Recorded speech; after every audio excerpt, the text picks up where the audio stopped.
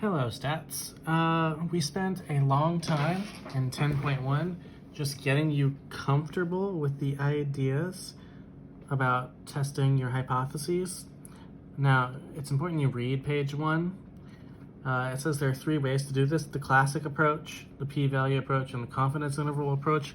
We're not going to do number 3. It's the last 2 pages in your notes, so we're only going to go 1 through 6. The classic approach has very clear steps. You determine the null and the alternative hypothesis, depending on if it's two-tailed or one-tailed. The level of significance, which is basically like similar to your confidence interval, how confident you want to be that you're getting it. Calculate the test statistic, and then determine if you reject or do not reject the null hypothesis, depending on how far out there your data ends up being. Now, let's see how this actually works in problem number 1 on page 2. It says in 2001, 23% of American university undergraduate students had at least one tattoo. A health practitioner suspects the percent has changed since then. So changed is important. It's not greater or lower. It's just different. She obtains a random sample of 1,025 undergraduates and finds that 255 have at least one tattoo. Is this sufficient evidence to conclude that it has changed from 0.23 at the 0.05 significance level using the classical approach? Okay, so let's talk about this. The original data says what? It says that our original value, p, is 0.23. 23% of Americans have at least one tattoo. Her contention is what she's trying to test is that p is not 0.23. Could be higher or lower, but it's different. And she wants the 0.05 significance level, so that's step 2. What does that mean? That means on our interval, 0.05, since it's on both sides, it can be higher or lower, that 5% is split between both sides. So 2.5% is here, 2.5% is here, and the other 95% is in the middle. So she wants to make sure she catches 95% of all reasonable answers.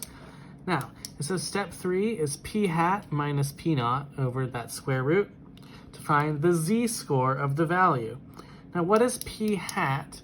P hat is her sample parameter. So to find p hat, you have to take that 255 people with a tattoo and divide it by the 1,025 undergraduates that she was looking into to see what her numbers were. So when you put that in the calculator, 255 divided by 1,025, you get 0.249 if we round. Okay, so we know p naught is assumed to be our p originally here, because p naught is the p for h naught. P hat is what her data shows. So I need to plug this all into this equation down here. So I'm going to write out what the equation is going to look like. It's going to be 0.249 minus 0.23 over the square root of, our assumption is that it's 0.23, so the p naught still goes in down here, so that's 0.23 times 1 minus 0.23 all over n, where n is the number of samples she took, which was 1,025. Now again, this is something we will put into the calculator. So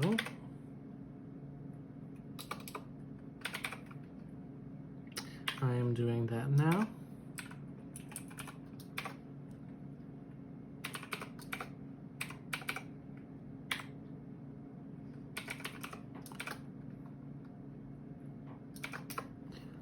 And when you do that, you get,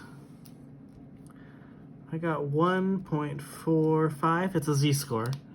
So you round it to 2 decimal places. Okay. So our data says 1.45. So it's 1.45 standard deviations above normal. Now, what are the critical values? This comes from how accurate she wants to be.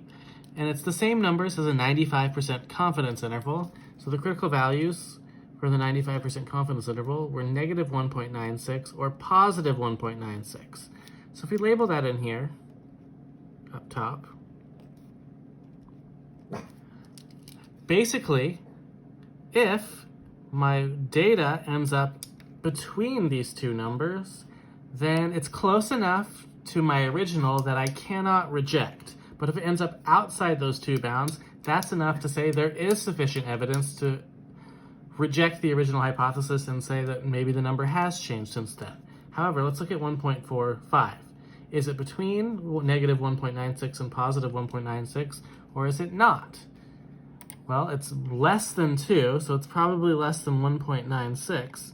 So what does that mean? It means there is not sufficient evidence to conclude that the proportion has changed.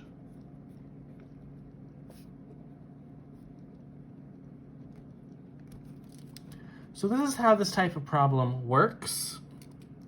Let's talk about page 3, how the setup works. People do this often with surveys. For example, a researcher in number 3 obtained a random sample of 1,000 people and finds 534 are in favor of banning cell phones while driving. Does this suggest more than 50% of the people favor the policy? Yes or no? Do we have enough evidence? So let's assume that only 50% approve this policy. Hers, the assumption is P is greater than 0.5.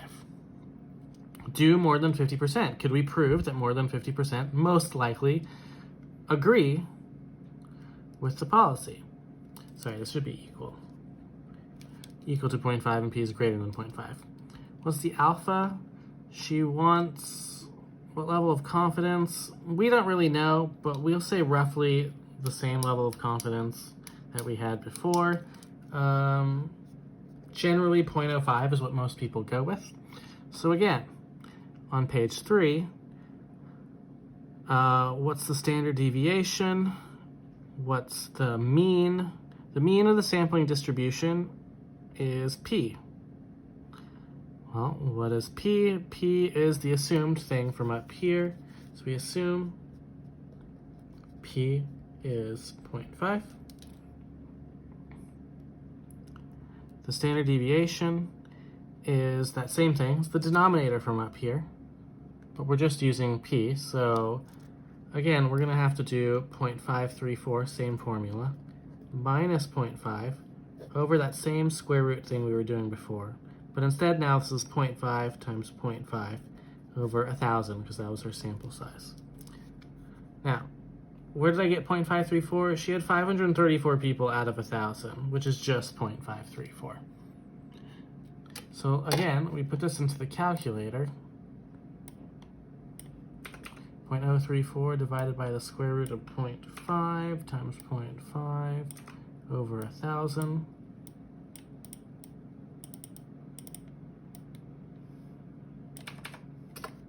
And we get 2.15.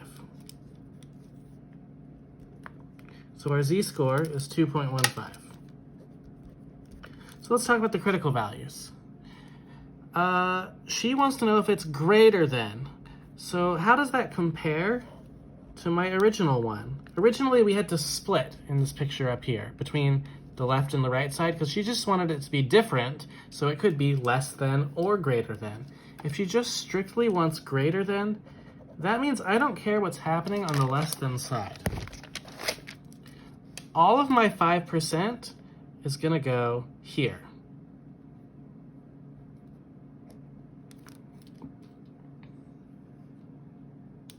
Why would I do that? If I want to know the answer, this gives me an easier number to clear.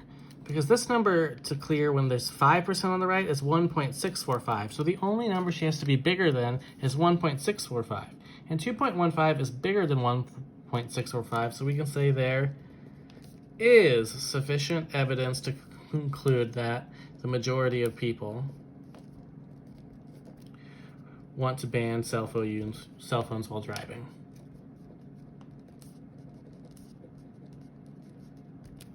That's it.